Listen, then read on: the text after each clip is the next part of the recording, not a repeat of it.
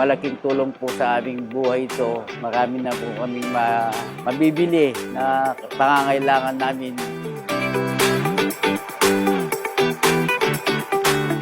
Masayang umaga po sa inyong lahat. Ako po si Jigger Morales, ang kasalukuyang acting head po ng CSWD office. Ngayong araw, ginaganap po ang ating repayout para sa ating mga TODA tricycle drivers, kung saan yung mga tricycle drivers po natin na nagkaroon po ng correction sa mga nakaraang payout po natin at ang pangalan po nila ay nasa master list. Meron tayong 410 na tricycle o TODA tricycle drivers na makakuha po ng kanilang cash relief assistance.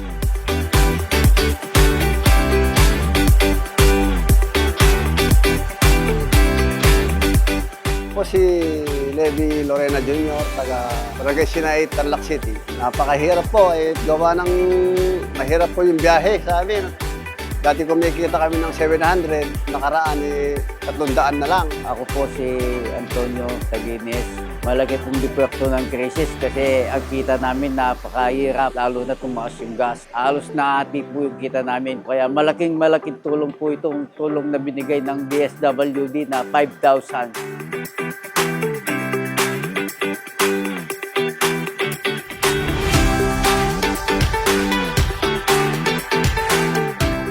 Muli po, maraming salamat po sa DSWD, sa pamumuno po ni Secretary Rex Gatchalian, sa DSWD Region 3 na pamumuno po ni Ma'am Venus Revoldela at sa ating Mayor Susan Yap, kung saan patuloy po siyang tumutulong para sa kanyang mga kababayan.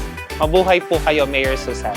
Maraming salamat po kay CSWD, DSWD, lalong-lalo na po kay Mayor Susan Yap. Maraming salamat po. Maraming salamat po sa DSWD, CSWD, at saka po kay Mayor Susan Yap. Salamat po kay Mayor Susan Yap sa kanyang pangangalaga sa mga membro ng TODA. Marami pong salamat, Mayor.